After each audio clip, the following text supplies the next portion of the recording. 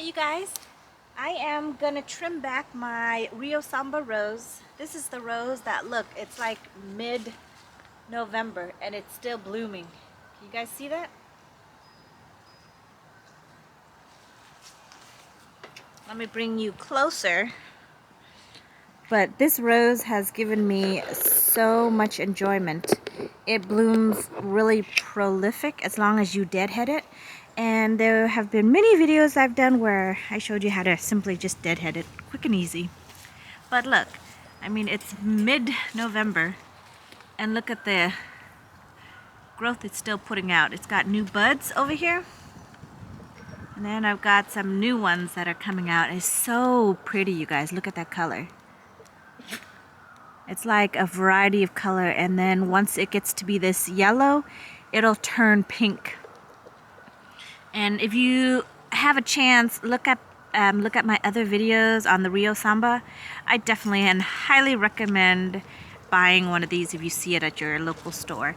I mean, it blooms all the way from spring until now, and it's doing a great job as long as you deadhead it again.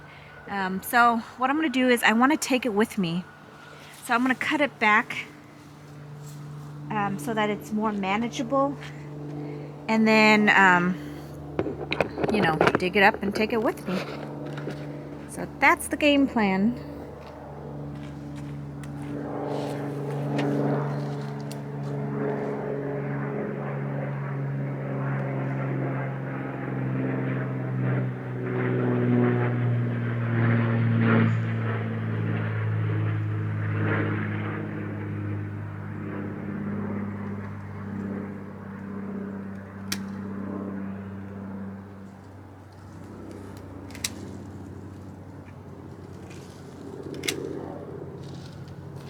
So just make sure when you're handling roses, wear glove. I have glove on one side, and then of course I have my steel pruner.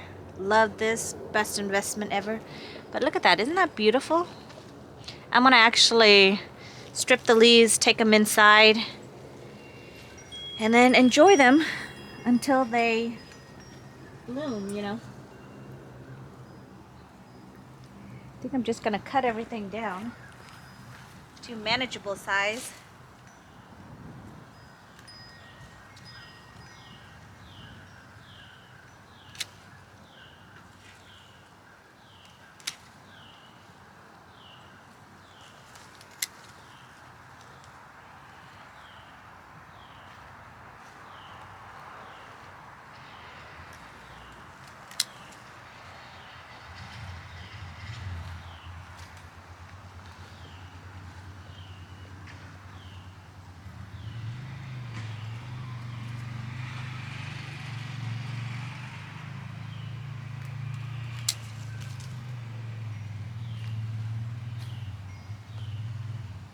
Something over here smells really good. I don't know what it is.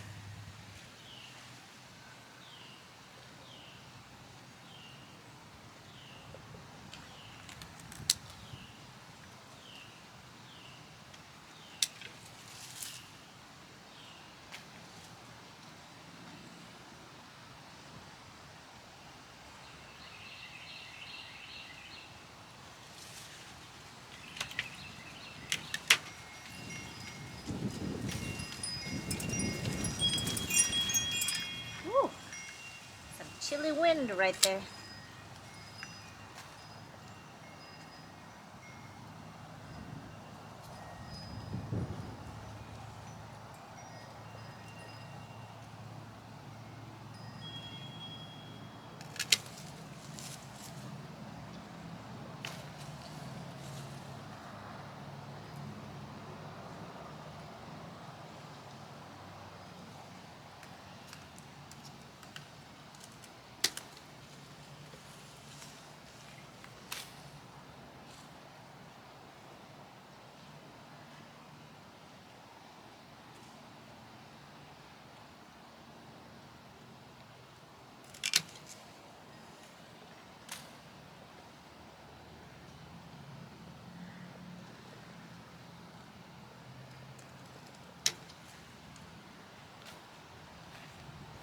So this Rio Samba, I don't know why, but I had the hardest time trying to propagate it from cutting.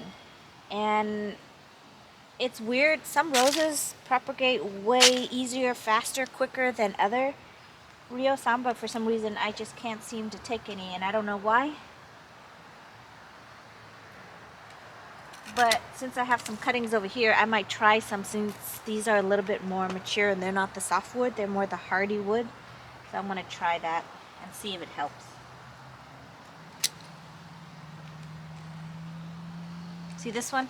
I hate to cut it off. There's a little bit more bud left in here, but I don't think it's open enough that it will survive.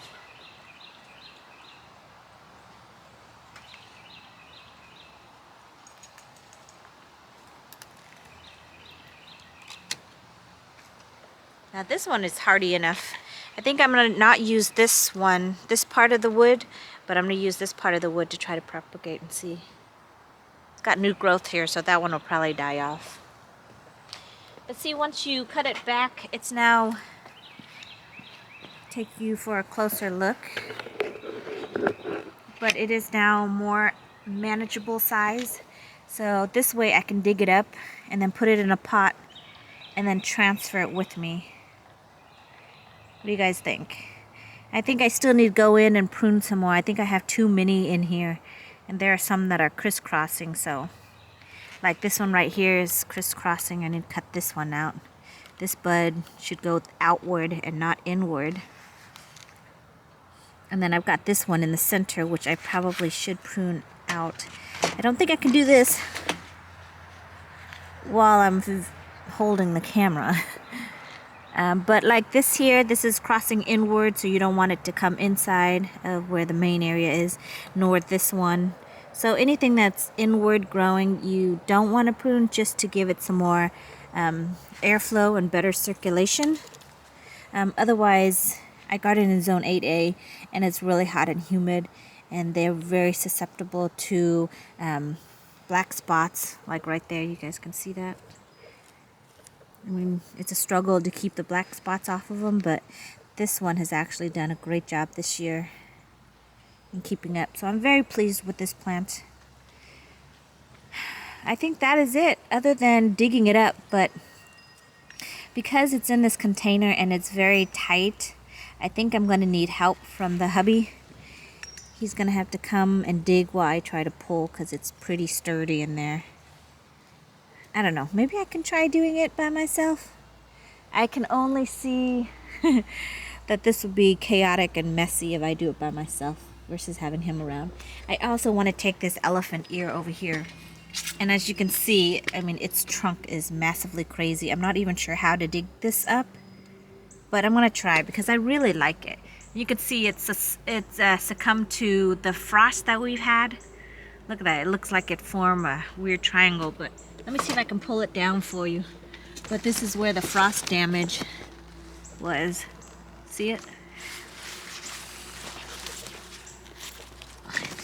Oh, come on. This is all frost damage right here. So eventually it'll die all the way back. And if you are in colder region, I believe you have to dig up your elephant ear. Because I garden in zone 8A, it doesn't get as cold. So if you mulch it well, look at my wind chime. Isn't that dragonfly pretty? But if you mulch it really well, then it'll come back for you. And this one actually came back for me from last year. I actually had this out into the ground all the way back over there. And I liked it so much, I decided to pull it up and plant it in this pot so that it can kind of create, you know, kind of a barrier. So when we're sitting back here, the neighbors don't have to always look into our yard, and we don't have to always look into their yard if they don't want to see us. So yeah, that is it. That's my next project right there, you guys. Like I said, I have so many plants I've got to dig up and get ready to be moved. So that'll be on the next video. You guys have a great day. Thank you so much for joining, and I'll see you in the next one. Bye.